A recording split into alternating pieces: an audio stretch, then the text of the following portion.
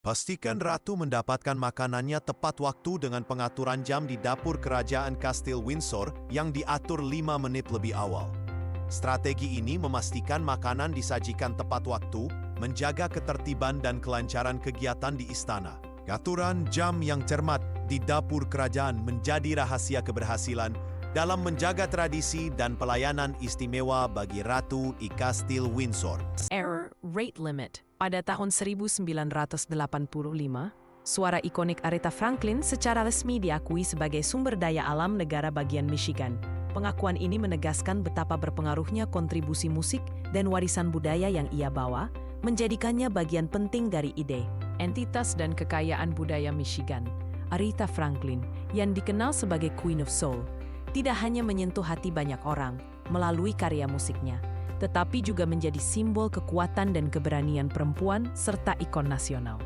Pengakuan ini meningkatkan kesadaran akan pentingnya pelestarian warisan budaya dan memperkuat posisi Michigan sebagai pusat seni dan musik Amerika. Temukan lebih banyak tentang pengaruh besar Aretha Franklin dan bagaimana warisannya terus menginspirasi generasi di masa depan di Michigan dan seluruh dunia. Dolly Parton, ikon musik dan filantropi terkenal, telah menunjukkan dedikasinya terhadap pendidikan dan literasi anak melalui pendirian Imagination Library pada tahun 1995. Sejak awal peluncurannya, Dolly telah menyumbangkan lebih dari 100 juta buku kepada anak-anak di seluruh dunia, membantu mereka mengembangkan kecintaan terhadap membaca dan belajar sejak usia dini. Komitmen Dolly Parton terhadap program ini menjadikannya salah satu tokoh terdepan dalam mendukung pendidikan anak dan meningkatkan akses buku berkualitas untuk generasi muda.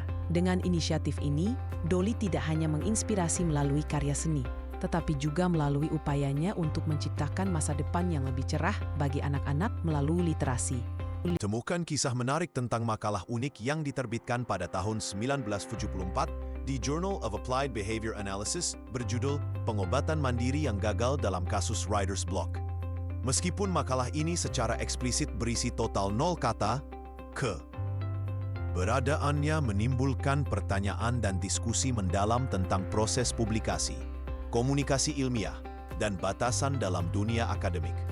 Artikel ini menjadi referensi penting bagi para peneliti dan profesional di bidang analisis perilaku terapan yang ingin memahami sejarah dan dinamika penerbitan makalah dengan isi yang tak terlihat secara langsung. Pelajari lebih dalam mengenai konteksnya dan bagaimana makalah tanpa kata ini tetap memberikan pengaruh besar dalam bidangnya. Jangan lupa like dan subscribe untuk cerita inspiratif lainnya.